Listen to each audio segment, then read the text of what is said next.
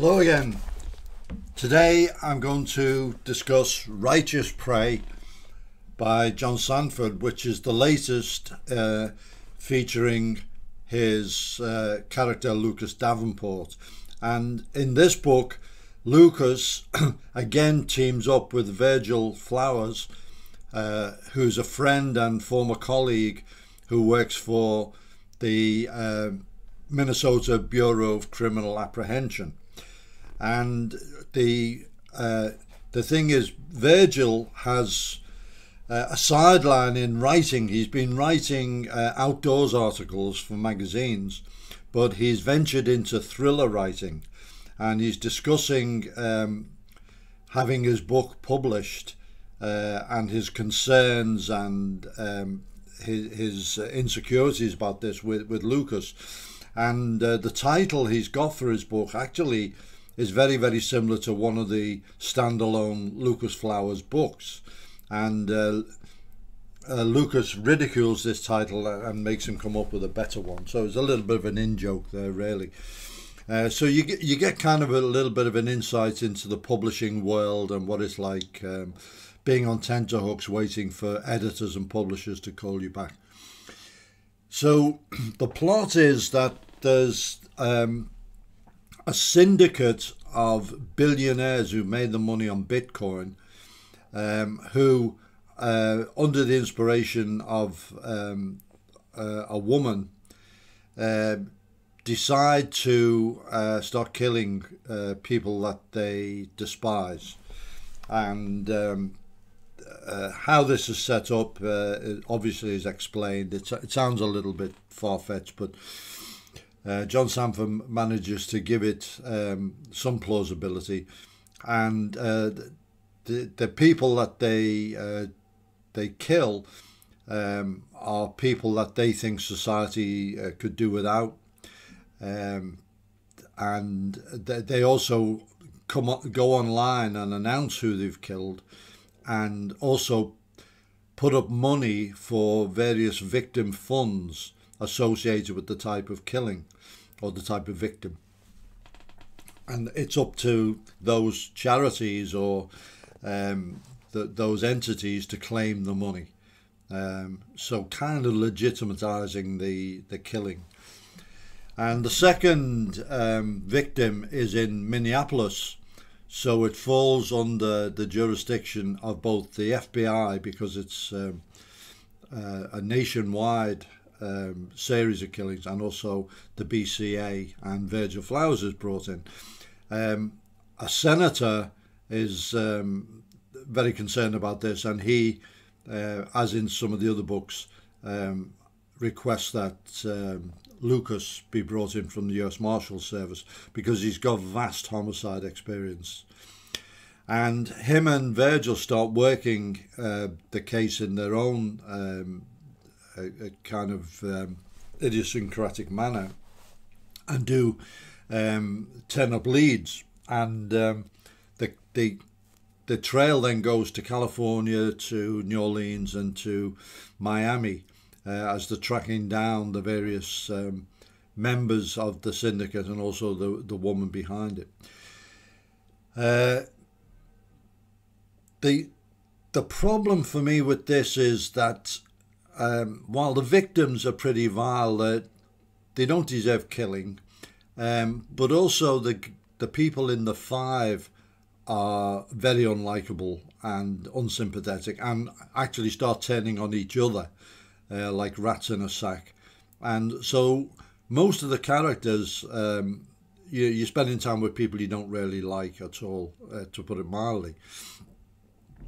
So that's the first thing. As usual, the relationship between Lucas, Virgil, and the FBI is good, but there's the usual banter with them, and there's one special agent in charge, one of the officers they have to work with, who really dislikes Lucas from a previous case, and he's just one of these egomaniacs that you get in federal law enforcement. He's drawn quite well, It's the kind of character, unfortunately, do end up running things. Now, there's a major plot item is an AR, an assault rifle fitted with a bump stock. Now, these were in the headlines in the United States quite a bit, particularly after the terrible mass shooting in Las Vegas. And one of the bad guys used it to really good effect. Now, to me, it raised quite a few questions. One of the things was the Lucas character, has a discussion that, can we allow this kind of kit to be available? To me, the actual issue in the book is that this guy's a billionaire, and he would be able to get his hands on any kind of actual full auto weapon that he wanted. So it's a moot point. You can ban bump stocks, and in fact there is legislation against them. But in this case, the guy would have still been able to come up with a fully automatic rifle of some sort. The other thing is, do they really work? Particularly in the instance that's given in the book, where the guy is actually firing blind in the dark, and full auto fire, even from weapons which are designed to be full auto, is not that effective. Most of the special ops guys who do have full auto rifles of one sort or another never use them on full auto. They fire them on single. Because it works better, and the hit rate that this guy manages to achieve, firing in the dark at various law enforcement officers, is astounding. And to me, it's quite an unrealistic part of the book. And also the fact that while Lucas isn't wearing armor in this particular instance, he's on a stakeout. It's not like it's a surprise. They're waiting for an attack, and he's got armor. It's mentioned in the book that they've got their hard armor in the trunk of the car. Why don't you wear it? Particularly since he's been shot several times previously in various books. I'd look like the Black Knight if I was him. So to me, that was a bit of a weakness. Overall, the book's good. John Sandford is a really good writer. He kept me entertained throughout. It's not his best, and I think somebody with his track record of so many books, and he's still prolific,